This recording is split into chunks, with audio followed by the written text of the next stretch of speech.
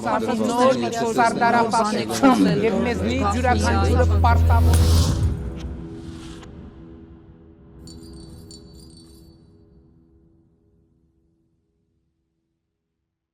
Բարի երեկո, Tribune հարթակի եթերում կարճ միացում հաղորդաշարն է։ Ձեզ ենք ներկայացնում անցնող շաբաթվա ամենաշատ քննարկվող իրադարձությունները եւ ամենազավեշտալի միջադեպերը։ Գնացինք։ Այսօր մեր հյուրն է մեդիա փորձագետ Տիգրան Քոչարյանը։ Բարև ձեզ, շնորհակալ եմ մեր հավերն ստելու համար, պարոն Քոչարյան։ Մեր հաղորդումը իրականում նվիրված է անցնող շաբաթվա իրադարձությունները քննարկելուն, վերլուծելուն, չգիտեմ, ամենազավեշտալի դեպքերը մինչև ընդհուպ, բայց այս պահին մենք ունենք մի օրհասական խնդիր, որը միգուցե կարող ենք ժամերով քննարկել, բայց ես կուզենայի դուք շատ այսպես օպտիմալ ձեր վերլուծությունը որպես մեդիա փորձագետ ներկայացնեք կոնկրետ ինչ տեղի ունեցավ երեկ, երբ մենք կրկին Ադրբեջանի խոսափողից լսեցինք, թե մեզ հետ ինչ է կատարվելու հետագայում, ինչպես արդեն մեր համար սովորություն էր դարձել, բայց էլի ազգը զարմացավ իրականում, հետո սկսեցինք զարմանալ, ինչու նորից զարմացանք, որ էլի լսեցինք ադրբեջանական աղբյուրից, Հայաստանը կանգնած է կապիտուլյացիայի շեմին, սա միակողմանի պարտադրանքի ընդունում է, դիվանագիտական կապիտուլյացիա է, սա ոչ թե խաղաղության, այլ աղետի պայմանագիր է, հնչեցին հետևյալ մեկնաբանությունները փորձագետների կողմից, պարզ է արդեն ինչի մասն է խոսքը հայ-ադրբեջանական խաղաղության պայմանագիրը իբրև ամբողջացավ, վերջնական երկու կետերն էլ չհամաձայնեցված համաձայնեցվել են, տարբեր հայտարարություններ արվեցին, երեք նաև հնչեց Փաշինյանի էլի ինչպես դա ներկայացնել, չգիտեմ, գալա պատասխանը, որ ասեց այո, ճանապարհը տալու ենք, այո, սա այսպես է, այո, սա այնպես է, ու էլի թուրքական մեդիայի հետ արած նրա հարցազրույցը։ Հիմա սկսենք այսպես քիչ-քիչ վերլուծելով գալ։ Ի վերջո, էլի այդ պրոտոկոլային հարցը պետք է տամ, այդ խաղաղության պայմանագիրը չարչրկված գոյություն ունի, հանրայնացվելու է թե ոչ։ Ինչ է դա տալիս մեզ ռեալ պոլիտիկում ընդհանրապես, ինչ ունենք մենք այս պահին։ Շատ լավ, փորձեմ տեղավորվել ժամանակի մեջ, ես հարցին մոտենամ ոչ թե դետալների հետևից ընկնելով, այլ մի գլոբալ բան պետք է հասկանանք, առաջինը սկսենք մեր հասարակության արձագանքից, դուք արդեն նշեցիք, մենք խնդիր ունենք արձագանքման, մենք արձագանքում ենք էմոցիոնալ, մենք ռացիոնալ չենք արձագանքում, այսինքն եւ դա շատ լավ օգտագործվում է նույն Ադրբեջանի, նույն Թուրքիայի, նույն խոշոր երկրների։ Մեր հասարակությունը դառել է շատ զգայուն եւ սկզբից հասարակությունը ցույց է տալիս էմոցիաներ, հետո արդեն սկսում է վերլուծել, այսինքն մենք սկզբից տեսնում ենք նկարը, հետո տեսնում ենք ձայնը, հետո նոր սկսում ենք կարծել, հասկանալ ինչ է լինելու, այստեղ մենք բավականին շատ սխալներ կարող ենք թույլ տալ։ Տեսեք, հիմա երեք ասվեց, որ խաղաղության համաձայնեք ստորագրվելու է, երկու կետը արդեն եւ այլն, եւ ցանցում սկսվեց խուճապ, ցանցում սկսվեց, այսպես ասենք, ձայներ ահա եւ վերջ, մեղադրել կրկին ընդդիմություններին, այսպես ասենք, հա դրան հետ կանդրադառնանք, որ ահա տեսակ հասցրեցիք եւ այլն բան, բայց ոչ խորանում են կոնկրետ ինչ է ասվել, ոնց է ստորագրվել, արդյոք արդեն վերջ է թե ոչ, հա, այսինքն եթե ինչ-որ ռացիոնալ պրագմատիկ մոտեցում պետք է լինի, ինձ երեք մեղադրում են, որ ինչ-որ օպտիմիստիկ բաներ եմ ասում, բայց իմ ասածս ուրիշ է, մենք պետք է հասկանանք ինչ են շտապում կողմերը, ինչն է փոխվել, որ այսպես շտապողականություն է գնում եւ ինչ կարելի է անել, որ շտապողականությունը չլինի։ Տեսեք, այս շտապողականության հիմնական պատճառը այն է, որ ինչ են շտապում, որ ԱՄՆ-ի Միացյալ Նահանգներում տեղի ունեցել նախագահի փոփոխություն եւ Եվրոպական միության, որը քավորն է այս process-ի, եւ ԱՄՆ-ի պետդեպի, որը քավորներ է այս process-ի, իրենց սպասելիքները չարդարացան եւ իշխանության եկավ Թրամփը, որը այլ մոտեցումներ ունի այս ամեն ինչին եւ որի մոտեցումները դեռևս պարզ չէ, այսինքն ինքը շարունակելու է լինել այս process-ի քավորը, ինչպես Բայդենը, թե չի շարունակելու լինել։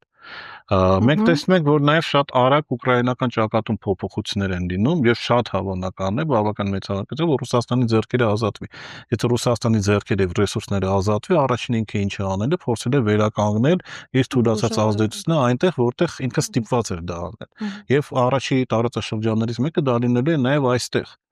եւ հաշվի առնելով այդ process-ը եւ տեսնելով, որ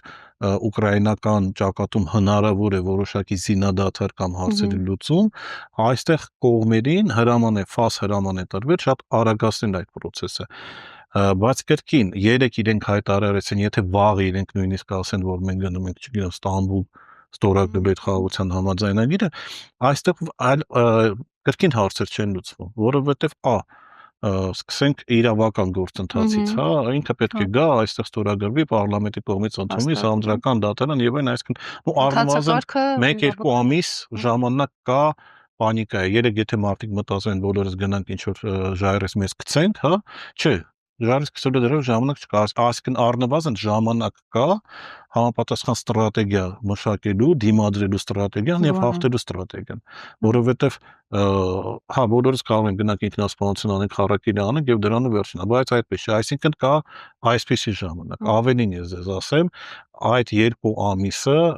ինչ ես գրեցի, որ շատ ուշ է արդեն Նիկոլենց համար, այդ 2 ամիսը ներկայիս արագ զարգացող քաղաքականության, հատկապես արտաքին ուղղության, բավականին մեծ բան է, այստեղ օրերի ընթացքում է որոշակի բաներ փոխվում, այսինքն իմ պատկերացմամբ Ռուսաստանը շատ ավելի արագ կհասնի այստեղ, քան այդ իրավական գործընթացը կկատարվի։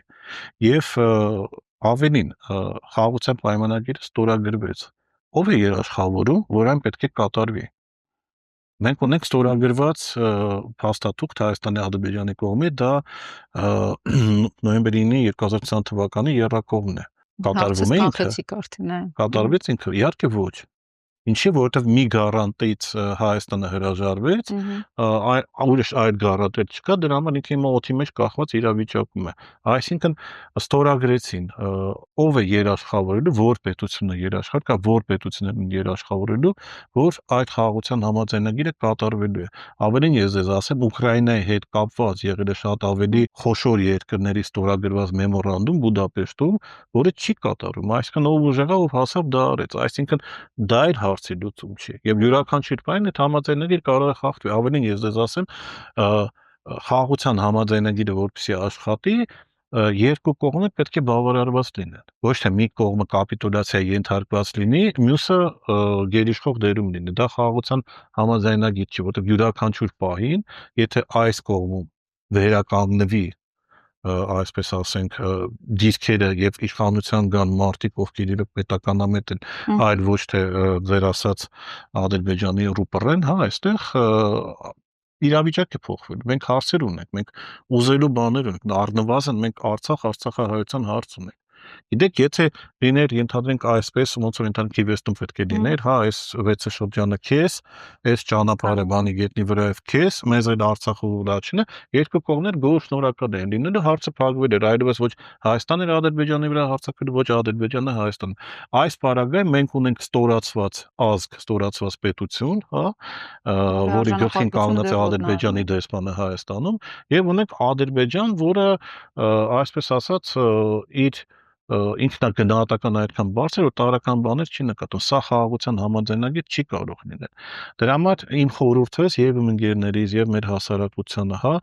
միանգամից այսպես չշտապել, միանգամից այսպես խոճապի մեջ չգնենք, այլ ինքնակազմակերպվել։ Մենք ունենք ընդդիմություններ, հա, մենք ունենք մարդիկ, սրտացավ մարդիկ,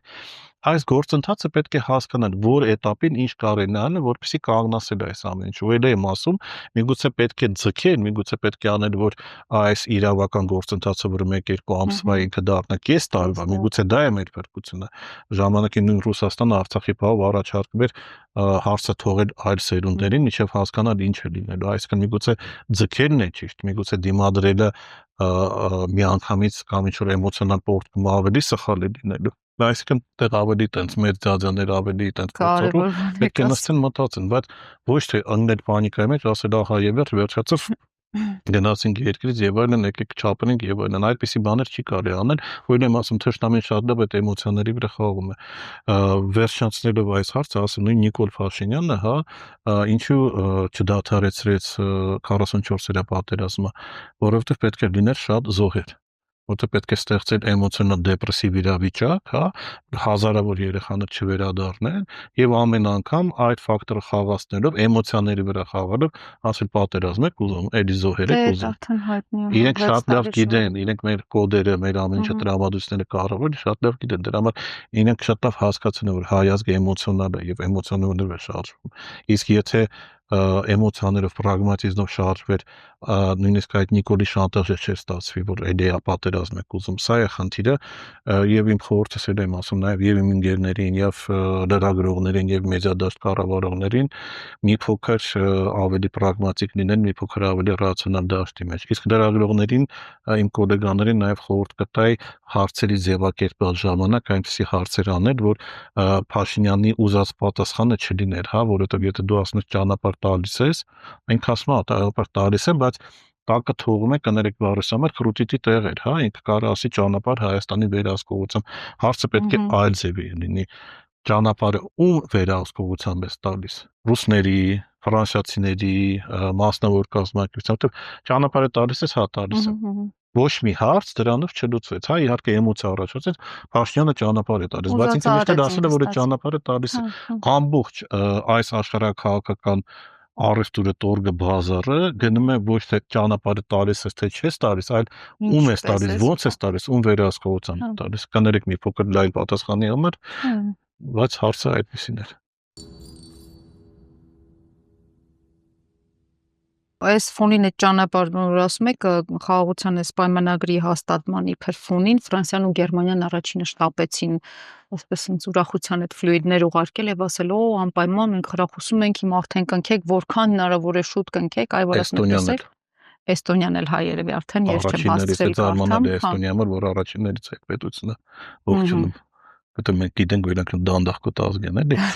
կանոնիկ որ ընդհանրեցի դա շատ բարձր է դա կոնկրետ այդտեղարում են մտքի մեջ, որ ես ասում եմ, որ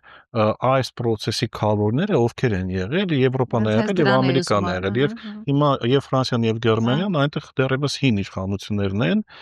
որոնք կոնկրետ այս process-ի քավորն են կանում, դրա համար իրենք պետք է ողջունեն։ Մենք հիմա գիտենք, որ Եվրոպան մտել է արճակատման մեջ ԱՄՆ-ի եւ Ռուսաստանի հետ եւ ինքը փորձում է շարունակել իր գիծը։ Բայց ամեն դեպքում մենք պետք է շատ լավ հասկանանք, որ սա Եվրոպայի քավորությամբ գործընթաց է Հայաստանը հանձնելու Թուրքիայի իշխանությանը, այսինքն մեզ համար Եվրոպան, այդ եվրոպական ուղին, որ մենք բռնել ենք, դա ճանապարհ ոչ թե դեպի Եվրոպա, այլ դեպի Թուրքիան է։ Նույն ճանապարհով գնացել է Վրաստանը եւ, չգիտեմ, Աստված ինչ որ բան կանգնեցրել է, հիմա իրանց հետ է ուղարկել, փրկելով Վրաստանը, Վրաստանի ինքնիշխանությունը եւ Վրաստանի ժողովրդին շանս տալով մի փոքր ավելի լավ ապրել եւ ապրել իրենց հայրենիքում։ Հիմա Հայաստանը շատ վատ խասյաթ ունի, հա, ամենածանր պահին սխալ որոշում անել եւ սխալ ուղղությամբ շարժվել եւ հիմա պատկերացրեք, եթե մարդիկ վազում են, հա, մեկնարկային ինչ-որ տեղում կանգնած են, իրենք մի ուղղությամբ են վազում, Հայաստանը լրիվ այլ ուղղությամբ է փորձում վազել, որը մեզ ոչ մի լավ բանի չի բերում։ Պետք է դադարեցնել, հա, այս եւ պետք է հասկանալ, որ իրավիճակը փոխվել է, դադարեցնել այս գործընթացը, որը մեզ տանում է դեպի կործանման մեզ եւ մեր պետականությունը եւ երկրորդ նախագահ Սուրիսի ժամանակ այդ կարևոր բան ասեց Հայաստանը թուլացող ուժեղացող բլոկից փորձում է փախնել գնալ դեպի թուլացող բլոկը ուժեղացող բլոկը հիմա Ռուսաստան, ԱՄՆ, Չինաստանն է վազել դեպի Եվրոպա որտեղ պարզ չի իսկ ինչ Եվրոպա է լինելու 1 տարի անց 2 տարի անց ծառայվածը շատ կոպտագույն սխալ է եւ դա նաեւ պետք է հասկանան այն մարդիկ, այն էլիտաները, որոնք ոչ միայն իշխանության մեջ են, այլ ընդդիմության մեջ են, որոնք ունեն արևմտյան ուղղություն, որ հիմա արևմտյան վեկտորը դա Հայաստանի համար կործանիչ է։ Ադրբեջանի երեկվա հայտարարությունները հնչեցին գլոբալ ֆորումի ժամանակ, նախագահը խոսեց արդեն մեր համար էլի զարմանալու թեմա չէ սահմանադրության թեման, բայց մենք կրկին զարմացանք, որ էլի հնչեց այդ բարձր ամբիոնից իրենց համար իհարկե հետո Բայրամով արդեն հայտարարեց այդ պայմանագրի մասին խաղաղության։ Հիմա այստեղ արդեն հաջորդ քայլն է, որոնք են Բաքվի մյուս ակնկալիքները։ Սա հաջորդ հարցն է, որ Սահմանադրությունը եւ արդեն ԵԱՀԿ Մինսկի խմբի լուծարումը հաջորդիվ են գալիս, բայց սա գալիս է ասելով, որ ստորագրելու համար, այսինքն համաձայնությունը կա 17 կետը մենք ունենք համաձայնեցրած, բայց ստորագրելու համար մեզին չէ պետք, էլի լծակներ։ Հիմա Բաքվի հաջորդ ակնկալիքը դրանք են։ Իսկ կանխատեսելով ձեր հաջորդ հարցը, դրան եկեք միացնենք Թուրքիայի երեկվա հայտարարությունը, իրենք պատրաստ չեն դիվանագիտական հարաբերություններ Զրո բացել, վստահություն ունեն, չէ՞։ Ինչի եմ ես դա ասում, տեսեք ինչ process է գնում։ Մենք չէ, Նիկոլ Փաշինյանը կադաստրի թուղթ է ուզում Ադրբեջանից։ Հա։ Անդ որում կադաստրի թուղթ է ուզում նաև Թուրքիայից։ Թուրքիան ինչ ասում, չէ ընկեր, դու մի հատ Ադրբեջանի բոլոր պահանջները կկատարես, հետո մենք քեզ կասենք դու էլ ինչ պետք է անես։ Այսինքն այս խաղաղության պայմանագրով Հայաստանի որևէ անվտանգային հարց չի լուծվում, որովհետև Ադրբեջանի հովանավորը ռազմական դաշնակիցը եւ թելադրողը արտաքին քաղաքականության հիմնականում Թուրքիան է։ Իսկ Թուրքիայի մենք ոնց որ տիրոջ հետ հարաբերություններ չենք լուծել, փորձում ենք ծառայի հետ ինչ որ հարաբերություններ կարգավորել։ Հա, չկրկնեմ նույն բաները, ինչ որ ես ասացի խաղաղության պայմանագրի հետ կապված, ինչքանով է խաբուսիկ, այս ամեն ինչը, որ դա պետք է կատարվի, այստեղ այլ հարց է։ Իլհամ Ալիևը Նիկոլ Փաշինյանը հետաքրքիր չի։ Իլհամ Ալիևի համար Նիկոլ Փաշինյանը սպառված է։ Իլհամ Ալիևը Նիկոլ Փաշինյանի որպես Հայաստանի ղեկավար ոչ ասելիք ունի, ոչ բան ունի։ Իլհամ Ալիևը այլ բան է անում հիմա։ Իլհամ Ալիևը իր բանակցային դիրքերն է ամրապնդում ապագա ղեկավարի հետ։ Իլհամ Ալիևը շատ լավ գիտի, որ Նիկոլ Փաշինյանի այս քաղաքականությունը երկար չի կարող տևել, ինքը տեսնում է, որ Նիկոլ Փաշինյանը սպառված է Հայաստանի ներքին դաշտում, ինքը տեսնում է, որ Նիկոլ Փաշինյանը ռեյտինգը իջել է այն մակարդակի, որ չի վերականգնվում, իջել որոշակի ստաբիլ, կիսաստաբիլ էլի, եւ ինքը հասկանում է, որ շատ հավանական է փոփոխություն լինի նաև աշխարհակաղական եւ Հայաստանում իշխանության կան մարդիկ, ովքեր կասեն, որ Նիկոլ Փաշինյանի վարած քաղաքականությունը ու առնվազն հայամետ չէ։ Եվ այստեղ բանակցությունների ժամանակ Իլհամ Ալիևին պետք են այլ դիրքեր։ Այսինքն ինքը պետք է այնպիսի Հայաստան լինի այդ ժամանակ, որ ցանկացած Հայաստանի ղեկավար լավագույն ցանկություններով չկարողանա իրավիճակ փոխել։ Ինչ պետք է արվի դրա համար։ Դրա համար պետք է Հայաստանում կազմակերպվի բանակը։ Այդ ուղղությամբ այդ բարեփոխումները դրա համար են։ Հայաստան պետք է գան ադրբեջանցիներ ապրեն։ Երևան եւ հիմնականում իմ հասկանալով Գեղարքունիք, Տավուշ եւ Սյունիքի մարզ։ Դա ինչի համար է արվում։ Երկու նպատակով։ Իրենք դառնալու են քաղաքական գործոն, որովհետեւ 40,000 ադրբեջանցի, որոնք կառավարվելու են եւ ուղղորդվել են Ադրբեջանի կողմից, Հայաստանում ներքին գործոն են։ Իրենք կարող են ցույց անել, նույնիսկ հրապարակ դուրս գալ։ Երկրորդը, իրենք ստեղծում են բախման օջախներ Հայաստանում։ Այսինքն պատկերացրեք, եթե Գեղարքունիքի որոշ գյուղեր վերադարձան ադրբեջանցիներ, պարզ է, որ ինչ որ մի պահ կեն ցաղային մակարդակի վրա վեճ է լինելու եւ շատ հավանական է համոզված եմ ինչ որ ադրբեջանցի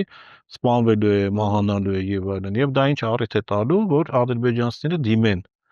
Ադրբեջանի ղեկավարությունը իրենց պաշտպանելու եւ Ադրբեջանը զորք ուղարկի այստեղ իրենց պաշտպանելու։ Ավելին ես դες ասեմ, որ իրենց արևմտյան Ադրբեջան պլաններում շատ արագ շատ բուրըն քննարկվում է, որ ադրբեջանցիները եթե վերադառնան Երևան, իրենք պետք է վերադառնան իրենց ոստիկանությունը, որտեղ Հայաստանի ոստիկանությունը որևէ մեկը չի վստահելու, հա։ Մեր կարմիր բերետները իհարկե հավեսով կպաշտպանեն ադրբեջանցիներին, բայց այդքան ոչ ռեսուրս կա, ես նաեւ համոզված եմ, որ առնվազն 1% կարմիր բերետների չի համաձայնվի սպասարկել այստեղ ադրբեջանցիների շահերը բայել։ Առաջինը, երկրորդը այդ խնդիրն է, հա։ Երրորդը Հայաստանին ամեն դեպքում փորձել ֆինանսապես այնպիսի իրավիճակի մեջ գցել, ու առնվազն մեղադրելով իրեն հատուկ Արցախում որոշակի գործունեության համար, որպեսզի Հայաստանի վզին փաթաթել տասնյակ միլիարդավոր պարտք, հա, եւ ամեն հարմար արդի ժամանակ ասել կամ փողս տալիս ես, կամ չես տալիս։ Մեր պարտքն էլ էին ներողություն հաշվել, չէ՞, 60 միլիարդ դոլար։ Հա, մոտարապես ես ձեզ ասեմ 10 միլիարդից ավել արդեն Հայաստանի համար խնդիր է առաջացնում։ Եվ վերջինը դա էներգետիկ անվտանգությունն է։ Ադրբեջանը ամեն ինչ անում է եւ Եվրոպական միության եւ Թուրքիայի օգնությամբ, որպեսզի Հայաստանում փակվի ատոմակայան, որպեսզի Հայաստանում չկառուցվի այլ ատոմակայան եւ որպեսզի Հայաստանի ցանցերը եւ գազատարը եւ էներգետիկ ցանցերը միանան Թուրքիան եւ Ադրբեջանին, այսինքն Հայաստանը գցել կախման մեջ, դրան միավորելով ուրեմն աշխարհագրական ուրեմն շրջապակումը Հայաստանի, որ շատ հավանական է անկլավների վերադարձից հետո դեպի Ադրբեջան ճանապարհը ամբողջովին կվերահսկվի իրենց կողմից, նաև գիտենք Գորիս Կապանի խնդիրը, մենք նաև գիտենք ալտերնատիվ ճանապարհների խնդիրները, այսինքն այս ամեն ինչով ինքը արդեն ինչքան էլ ազնիվ մղումներով ղեկավար գա, ինքը որևէ բան այլևս չի կարող անել։ Սա է Ադրբեջանի ուրեմն բռնած ուղին եւ ավելին ասեմ, ինքը կարող է այդ խաղաղության պայմանագրի ստորագրի, բայց դրանից որևէ բան չբխի, որովհետեւ խաղաղության պայմանագրի տակ պետք է լինեն այլ փաստաթղթեր, կարգավորող փաստաթղթեր, որտեղ ինքը անդադ կարող է խնդիրներ առաջացնի, թեկուզ սկսած նրանից, որ սահմանազատումը որ քարտեզներով է անում, որովհետեւ Ադրբեջանը ասել է, այս մեկը կանեմ 75 թվով, են 18, են 60, այսինքն ոնց կուզենամ կանեմ։ Եվ քաղաքականությունը ուղղված է դրան եւ մեր անելիքը եւ մեր ասելիքը նա է, որպեսի չեմ սիրում այդ բառը ասել, բայց օր առաջ կանխել այս ամեն ինչը, որպեսի ապագա ղեկավարը մանևրելու տեղ ունենա, ապագա ղեկավարը Հայաստանի որոշակի հենքեր ունենա, որ ամուր կանգնի ու կարողանա բանակցներին Հայաստանի շահերը պաշտպանի այնքանով, ինչքանով ինքը այդ ռեսուրս ունի, որովհետև Ադրբեջանի ծրագրված պլանով, եթե դա իրականանա, ես էլ եմ ասում, ամենահայրեն ասել,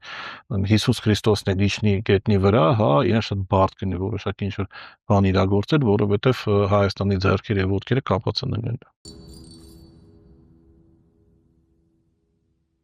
Փաշինյանը ասում էր նոր սահմանադրության ուզում եմ մի փոքր ավելին անդրադառնանք, նոր սահմանադրությունը կունենա տարածաշրջանային արդեն նշանակություն, հաստատի ասելով, որ Բաքվի պահանջով պատրաստվում է փոխել իհարկե մեր երկրի մայր օրենքը, դա էլ երկար ընթացակարգ է, դա էլ միանգամից չի կարող իհարկե փոխվել։ Ինչը ենթադրում այս որակումը տարածաշրջանային նշանակություն, այստեղ կարող ենք արդեն զուգակցել այսպես կոչված Զանգեզուրի միջանցքի խաղաղության դիմաց այդ վիճակը, Զանգեզուրի միջանցք խաղաղության դիմաց, էլի իբր խաղաղության դիմաց, այս պարագայում զսպող դեռ չի խաղա, նույնիսկ Իրանի գործոնը ըստ Ասեք Իրանի հետ կապված մենք ունենք բավական կրկին էմոցիոնալ վերաբերմունք Իրանին, մենք համոզված ենք մեր հասարակությունը, որ իրոք Զանգեզուրի միջանցքը Իրանի համար կարմիր գիծ է եւ այլն, բայց մի փոքր որ մտնում ես պրագմատիզմի դաշ, ռացիոնալ տեսնում ես, որ Իրանը հրաժարվել է Լիբանանից, Իրանը հրաժարվել է Սիրիայից, Իրանը հրաժարվել է ճանապարհից դեպի Լիբանան, հա, Իրանը այդպես էլ վրեժ չլուծեց իր սպանված գեներալների համար, ավելին Իրանի պրոքսիները այդ տարածաշրջան բացի խուսիտներից բոլորը կազմաքանդված կամ լրացված վիճակում են, չկա Համաս, չկա Հեզբոլլա, չկա, այսինքն ու սա Իրանի համար շատ ավելի կարևոր կարմիր գծեր են, շատ ավելի ազդեցության գոտիներ են, քան Հայաստանը եւ Զանգեզուրի միջանցքը, այսինքն հիմա հա Իրանը որոշակի մակարդակով հոխորտում է, բայց հարց է առաջանում Իրանը պատրաստ է պատերազմել Ադրբեջանի եւ Թուրքիայի հետ Սյունիքի համար։ Իմ պատասխանը ոչ, հա, ավելին դա ապացուցում է նրանը, որ Իրանը անընդհատ առաջարկում է իր միջանցքը։ Ինչ է դա Իրանը առաջարկում, որովհետեւ ինքը չի ուզում Զանգեզուրի միջանցքը լինի, ինքը չի ուզում պատերազմի դրա համար, ինքը ասում է ես նույն բաներով ես դες տալիս եմ իմ տարածքով միջանցք։ Արևելյան դիվանագիտության այդ բանը։ Ես չեմ ուզում պատերազմել։ Ինքը եւ չի ուզում, եւ միգուցե չի կարող, հա, որովհետեւ ամեն դեպքում 30 տարի չեն կռվել, հա, հանգիստ ապրել են, խնդիրը մեր մոտ եղել է Արցախում ցավոք սրտի, հա, որ ճարպակալում է պետական համակարգը։ Կոմֆորտ զոնայի մեջ են մտնում իրանք։ Իսկ եթե դու անընդհատ չես պատերազմում, օրինակ Իսրայելը ամեն տարի ինչ-որ բան մտածում է, ինչ-որ մեկ այդ պատերազմում։ Հա, այնտեղ ես ասում դա քաղաքականություն է։ Իսրայելը չի թողում իր քաղաքացին հանգիստ ապրի, մտնի ինչ-որ կոմֆորտի զոնա, որովհետև ինքը հենց Իսրայելը մտավ կոմֆորտի զոնա, Իսրայելը չի դիմելու։ Հիմա Իրանում այն թևը, որը կռվող էր, այն բայվոյ թևը, այսպես ասենք, մարտական թևը, ինքը ոչնչացված է, սիր գեներալները ոչնչացված են, Սիրի ուղեղային կենտրոնը, արտգործնախարար Աբդուլ Խոյանը ինքը սպանվել է բանում պայթունի ժամանակ ուղղաթիռի եւ հույսը, որ Իրանը, գիտեք ոնց է, հայտնի անեկդոտ կա, ասում է, ինչպեսի հավանականություն կա, որ տնից դուրս գալուց դինոզավր տեսնես, ասում է 50% կամ կտեսնես կամ չես տեսնի։ Հիմա Իրանի բարեկամ կամ կխառնվի կամ չի խառնվի։ Հա, բայց ինչի մենք այն երեխայի միամտությամբ այն որ պատասխանատվություն էլի դնում են գերորդ երկրի վրա, ասում ենք, չէ, Իրանը մեզ կպաշտպանի։ Ինչու՞մ այլ այդ էմոցիոնալ պատասխանը։ Եթե ազնվորեն ասել, Իրանը խանգարում է Սյունիքի հանձնմանը։ Հա, բայց Հա, չի պաշտպանում։ բայց պատերազմները այստեղ ասեմ, հարցերը ավելի շատ են եւ կասկածամտությունը աստված տա, բայց ուրիշ հարց տամ, էլի չեմ ուզում ինչ-որ պլաններ կամ ինչ-որ բաներ հույսել, իսկ եթե մեղրերով չլինի այդ Զանգեզուրի միջանցքան մի փոքր վերև։ Ուրեմն նոք։ Իրանը իր զորքը մտցնել է, այդտեղ շարժվել է այդ ուղղությամբ։ Իրանը պատրաստ է 50-100 կիլոմետր մտնի Հայաստանի խորք։ Այլ հարց է առաջանում։ Իսկ եթե Իրանը որոշեց իր զորքը Հայաստանի տարածք մտցնի, ի՞նչն է խանգարել Թուրքիան իր զորքը Հայաստանի տարածք մտցնել։ Այսինքն, եթե այս համակարգը, որը շատ անկայուն է, բայց ամեն դեպքում որոշակի ձևով բնում է, արցակ եթե Իրանը մտավ, Թուրքիան մտավ, չգիտեմ, Վրաստանը չորոշի մտնել, Մոնղոլիան ընդերից որոշի մտնել, Հայաստանը դարձնեն երկրորդ ցիրը, արդյոք մեզ դա պետք է։ Սա էլ է հարց առաջանում եւ կրկին գալով լուծման, ես էլ եմ ասում, այստեղ պետք է այնպես արվի, որպեսզի այն համակարգը, որը ձևավորվել է 2018 թվականից այստեղ, այդ կուրսը, որը ձևավորվել է 2018 թվականից այստեղ, այս ամեն ինչը հիմնովին քանդվի եւ փոխվի։ Նույնիսկ Նիկոլ Փաշինյանի անձի փոփոխությունը այլ մարդով ինքը հարցի լուծում չի տալի։ Այլ մարդը նույնիսկ կարող է ընդդիմությունից լինի, բայց նույն ենթադրենք շահերը սպասարկի կամ նույն հայացքները ունենա, ենթադրենք նույն պրոեվրոպական արմատամետ, որևէ բան չի փոխվի։ Այստեղ պետք է լինեմ ասում հիմնովին այդ կուրսը ոնց որ հիմա Ամերիկայի ամբողջ կուրսը փոխվել է, հիմա Հայաստանում նույնպես միայն այն ժամանակ մենք որոշակի շանս ունենք, ընդ որում պետք է շատ արագ այդ process-ը կատարվի եւ օրերի հարց կա, որպեսզի մենք կարողանանք կայունացնել իրավիճակը, որտեղ իհարկե եթե Հայաստանում ինչ-որ բան տեղի ունենա, արտաքին ուժերը փորձելու են իրենց մասնակցություն ունենան, խառնվեն եւ այլն, ինչպես 18 թվականին եղավ։ Դրա համար շատ արագ պետք է Իրանի հետ լուծումները առաջարկվեն, դա պարզ է Իրանի զորավարժություններ Սյունիքում, Ռուսաստանի զորավարժություններ, այսինքն վերգտնել հին դաշնակիցներին եւ մի քիչ հեռու մնալ նոր, այսպես ասած, դաշնակիցներից, սա է լուծումը, սա է փրկությունը։ Ու այն եմ ասում, եթե այսպես շարունակվի, եթե սրանցով լինի, մենք Նիկոլի ասած լեզվով ապագա չկա, ապագա այսա է լինելու է։ Եվ այդ բաներ եմ խոսում, բայց էլ եմ ասում, մենք պետք է եմ ասում, ոչ թե էմոցիոնալ ասել, վայ կործանվեցինք, չէ։ Մենք գիտենք, որ SSSS քայլերի դեպքում գնում ենք կործան, մենք հասկանում ենք Ալիևի ուզածը ինչ է, մենք հասկանում ենք Էրդողանի ուզածը ինչ է։ Մենք մարդիկ ովքեր դեռևս վերլուծելու, հանգիստ վերլուծելու բան ունեն, որովհետև ինչպես այդ խոսքը տեղ հասնեն,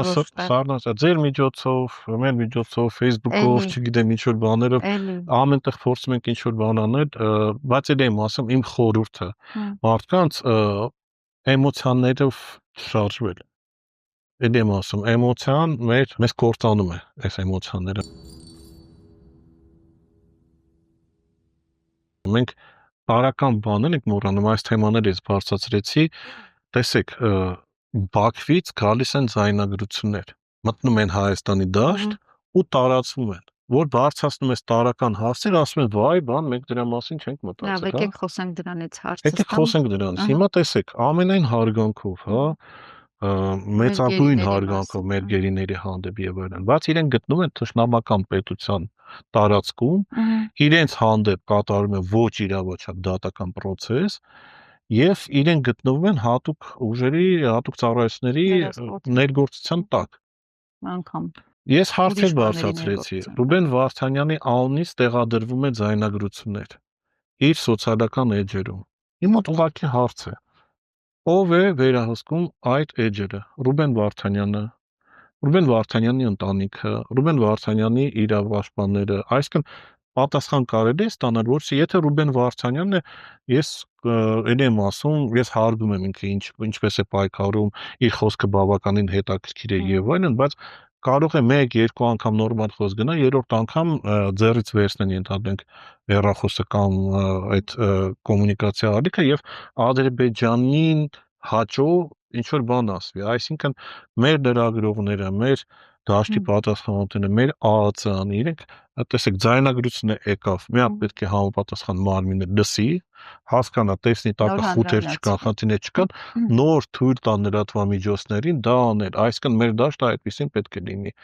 բայց մեր մոտ դարձել է վայ, վույ, ասես բան, ինչ որ բայց միգուցե դա արվել է, որովհետև Մանեթ Հանդիլյանը երբ հացադուլը դադարեցրեց, ստացվում է նա էլ է ամսի 12-ին դադարեցրել, բայց ձայնագրությունը արդեն 13-ին է թողարկվում, հրապարակվում, միգուցե արվել է, որովհետև մենք Հիմա ուրիշ հարց եմ ուզում ասեմ, եթե Մանեթ Հանդիլյանը այդ ձայնագրությունը լսել է եւ իմացել է, որ հրաժարական է տալիս, բանը հրաժարվում է հացադուլից, հա։ Իմ մոտ արդեն հարցեր է առաջանում, մենք բոլորս այստեղ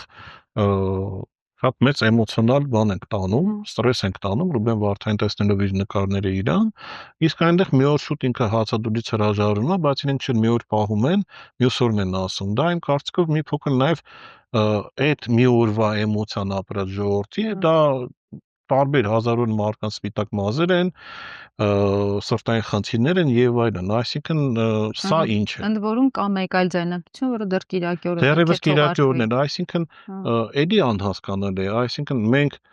տառապում ենք, թե մենք ամեն դեպքում էլի ինչ որ բաներ ենք անում։ Եթե լսել եք, ըստ ձեզ ինչ էր պարունակում կոնկրետ խոսույթը, որ ներկային, ինչ որ շատ լավ մեսեջներ է պարունակում, շատ լավ բան է անում Ռուբեն Վարդանյանը,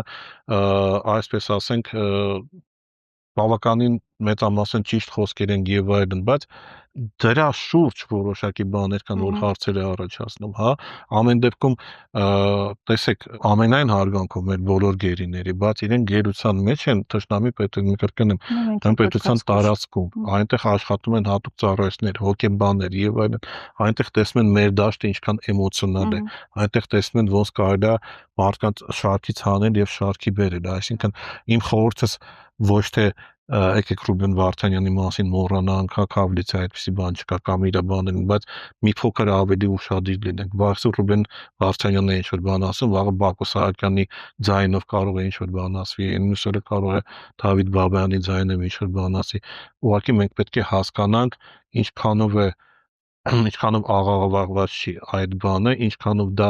ուղիղ իրենց խոսն է եւ ինչքանով կարելի է այդ ամեն ինչին վստահել։ Այդ եմ ասում, ես ոչ թե ինչ որ շիզոֆրենիայի մեջ եմ կամ պատազիտի մեջ եմ, բայց ամեն դեպքում եկեք ուշադիր լինենք։ Ամեն դեպքում էլ եմ ասում, այդ մարդիկ ճշնամական միջավայրի մեջ են, այդ մարդկանց հասնող ինֆորմացիոն հոսքերը վերահսկում են եւ կառավարում են Ադրբեջանի կողմից եւ այդ մարդկանց հետ աշխատում են նաեւ մարդիկ, այսինքն այնտեղ որտեղ նստած են 20 հոգով կարծեմ, նո առնվազն 1-2 արդեն վերբով կարած են, լսում են, սովորական զինվոր կարող է լինի, շարքային գյուղացի, որը գերության մեջ է, չգիտեմ, իրենցից որևէ մեկը կարող է լինի, անհնար է, որ 22 հոգին այդպիսի անկոտրում լինեն եւ վերան որոշակի տանջանքներ կան, որոշակի պահանջներ կան, որոշակի բան, այսինքն իրենց հետ էլ ներսից է աշխատանք գնում։ Այսինքն այդ ամենին պետք է շատ ուշադիր լինել, ելի եմ ասում, Ռուբեն Վարդանյանի խոսքն էլ պետք է տարածվի, Դավիթ Բաբայանի եւ այլն, բայց համապատասխան ֆիլտրից հետո ամեն դեպքում մենք դեռևս խաղաղության համաձայնագիրը չենք ստորագրել, եւ ամեն դեպքում Ադրբեջանի նպատակները Հայաստանի հանդեպ երբևէ բարացակամ չեն լինելու եւ դա պետք է հաշվի առնել, այսինքն այդ էմոցիոնալ դաշտը պետք է թարգել, հա, այս ամեն ինչը պետք է, չգիտեմ, հիմա կասեն անդիմադիրը ասում է, որ չգիտեմ, ԱԱԾ-ն պետք է վերահսկի որոշակի բաներ, բայց ԱԱԾ-ն եթե նորմալ կառույց լիներ եւ ազգային անվտանգության մասին մտածել, ինքը դրանով պետք է զբաղվեր անկախ նրանից անդիմադիր ենք թե անդիմադիր չենք, իր գործառույթը դա պետք է լիներ, չասեմ, որ ԱԱԾ-ն վաղուց պետք է կալանավորեր Հայաստանի ղեկավարությունը, եթե ինքը ազգային անվտանգության ծառայություն լիներ։ Բայց չեք կարծում, որ կոնկրետ գոնե Ռուբեն Վարդանյանի դեպքում հենց միգուցե այդ էմոցիոնալ դաշտը ավելի շատ ազդեց, այդ էմոցիոնալ ռեզոնանսը ավելի շատ ազդեց, որ արձագանք այսպես գնաց, տարածվեց ու ավելի ինլայնվեց մինչև միջազգային հարթակներ ընդհանուր։ Գոնե ինչ որ միտեղ օգուտ տվեց այդ էմոցիոնալը։ Ես ուզում եմ դա չգիտենք, դեռևս գիտեք ոնց է օգուտ կա, թե օգուտ չկա, հա, այսինքն այս հանրայնացումը, այս բանը ինքը օգուտ տալիս է, թե չի տալիս։ Ռուբեն Վարդանյանը ասում է, որ հացադուլը վերես նրան, որ Եվրոպական միությունը ինչ որ որոշակի որոշում ընդունեց եւ դրանով ինքը դադարեցնում է հացադուլը։ Եվրոպական միության որոշումը հաշվի առնելով Ադրբեջանի Եվրամիության վատ հարաբերությունները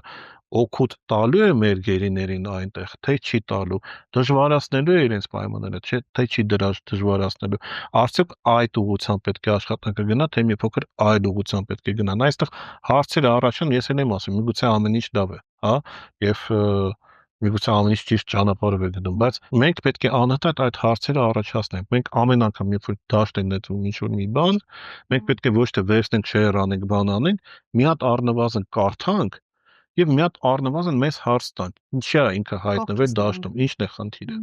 Միգուցե մենք դրանով օգնում ենք Ռուբենին, միգուցե դրանով մենք խանգարում ենք Ռուբենին, միգուցե դրանով մենք օգնում ենք Բակո Սահակյանին, միգուցե չենք օգնում Բակո Սահակյանին։ Ես մարդկանց գիտեմ, ովքեր ցուցմունքները լսում են, հա, կամ եթե մեր ղեկավարները Արցախի ինչ որ բաներ են ասում Բաքվի դատարանում, ու դրանից երևույթները, հա, դավաճան, թուլամորթ, եսի ինչ որ բան, ժողովրդյան, իրենք գերության մեջ են, ինքը ինչ ուզի կարա ասի։ Գոնե այս ուղղությամբ մենք ինչ-որ որոշակի աշխատանք կատարվել է ժամանակին, որ ասել են գերի ասացի ուշադրություն պետք չի դարձնել։ Adekvat պետք է նայել։ Հա, որովհետեւ կարող է ամեն ինչ մեզ կարևորը իրեն ողջ առողջ հետ բերել։ Սա մեկ, երկրորդը, ինչ են անեն, ինչ միջազգային փորձ են ճնշում եւ այլն առաջացնեն, պրակտիկայում միջազգային կամ մենակ մի բան, գերին փոխանակում են։ Եթե դու փոխանակման բան չունես, քո շանսերը այդ մարդուն հետ բերելու դու չունես, այսինքն փոխանակման տակ կարող է լինեն տարբեր ուրեմն բաներ, ուրեմն նույն արժեք Գոնե առնվազն, հա, ստատուսի գերի, հա, Հայաստանը դա չունի, որովհետև Հայաստանում ինչ բան գերի է վերցնում ադրբեջանցի զինվոր 2 ժամ հետո բաց է թողում, հա։ Երկրորդը որոշակի այլ կազմակերպություններ, որոշակի այլ գործողություններ պետք է անեն, ես եթերում չեմ ուզում ասեմ ինչ պետք է անեն, որպեսզի ունենան գերիների փոխանակման բազա, հա, որպեսզի ասեն,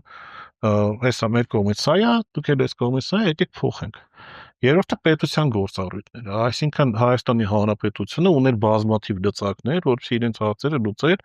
COP29-ի ժամանակ կարող էր այդ հարցը բարձրացնել, խաղաղության համաձայնագրի ուլտիմատիվ պահանջը պետք է լինի, եթե ստորագրեմ դա այսպեսի բան պետք է լինի, այլ ինչ որ լծակներ։ Դավոսի ժամանակ էլ կարող է։ Հա, այսինքն սա կարող էր անել, ել եմ ասում, եթե դու շատ վատ բան եմ ասում, առևտրի բան չունես,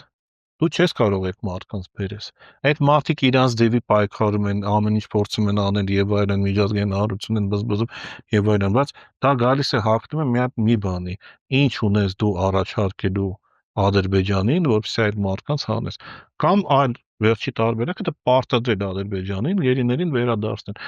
Ինչպես է դա պատրաստել, դա կրկին պետությունը պետք է անի, ու դա պետք է անի ռազմաքաղաքական ճանապարհով։ Եվ այդ կոնցեպցիան գերիների հետ աշխատող PR-չիկներ, տեխնոլոգներ եւ այլն, իրենք այդ բաները պետք է նաեւ հաշվի առնեն, որովհետեւ ոչ միշտ է որ բարձր հնչեղությունը օգուտ է բերում։ Լինում է որ բարձր հնչեղությունը մարդկանց կյանքն է փրկում, օրինակ ինչպես Լապշինի օրինակով էր, հա, որովհետեւ ինքը Ադրբեջանի բանակում իրաց սպանել էր գնար, բայց երբ որ աղմուկ բարձրացավ աղաղակ Ռուսաստան, Իսրայել եւ այլն խառնվեցին, որտեղ իրենց քաղաքացիներ դա օգուտ բերեց։ Հիմա բայց պետք է բայց տեղեր կա որ ավելի աղմուկը բարձրացավ, ոնց որ պետվյալ պետությունը կնեք բարձրացնել կոնտրոլ անգնում եւ ավելի մեծ բան է, սրոկ է տալիս այդ մարդկանց։ Այսինքն այստեղ էլ պետք է հաշվել։ Ես հույսով եմ, որ բոլոր մարդիկ, ովքեր աշխատում են այդ ուղղությամբ, իրենք այդպիսի հաշվարկներ անում են, իրենք պրագմատիկ, ռեալ բանի պոլիտիկ դաշտի մեջ են եւ իրենք հասկանում են իրենք ինչ են անում։ Ամեն դեպքում էլ եմ ասում, չվնասի, դա պետք է լինի հիմնական պրինցիպը մեր գերիների հետ կապված։ Շնորհակալ եմ բանկություն հարցերից։ Սիրելի հետևորդներ, եղեք ակտիվ մեր Facebook-յան էջում, YouTube-ում, նաև Patreon-ում։ Շաբաթվա անցուդարձին առաջինը եւ մշտապես հետևելու համար։ Կհանդիպենք։ Նոր սարդարապաշտություն եւ մեզնի յուրաքանչյուրը պարտավոր